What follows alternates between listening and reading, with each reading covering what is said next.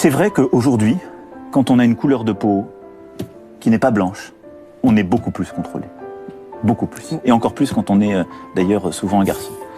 Parce qu'on est identifié comme étant un facteur de risque, de problème, et que c'est insoutenable. C'est faux, la police ne recherche pas à contrôler plus souvent les personnes qui n'ont pas la peau blanche, elle se retrouve simplement à les contrôler ou les arrêter plus souvent car les personnes qui n'ont pas la peau blanche commettent plus de crimes et délits que les autres.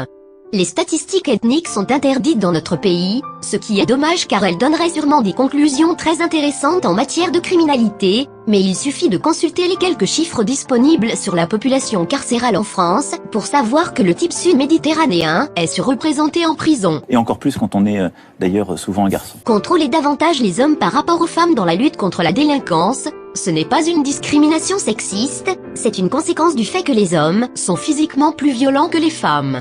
De la même façon, il n'y a pas de discrimination raciste, il y a juste des profils que l'on croise bien plus que d'autres.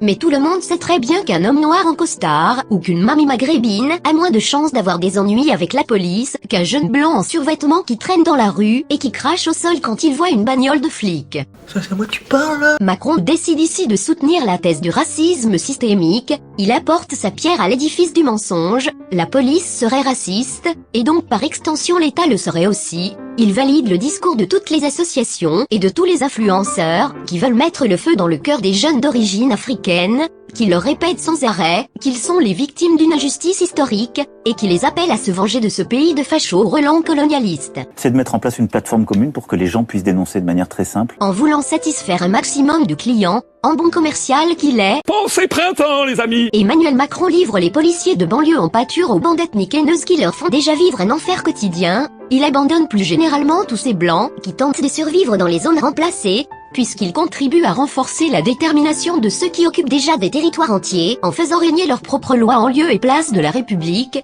ce peuple dans le peuple. Il justifie et aggrave le séparatisme qui a pris racine dans la société française pour des raisons démographiques, et contre lequel il prétend lutter. Aujourd'hui Macron lâche la police, et j'ai hâte de voir ce qu'il se passera, quand c'est la police qui lâchera Macron. Pourquoi tu portes ce déguisement de lapin ridicule?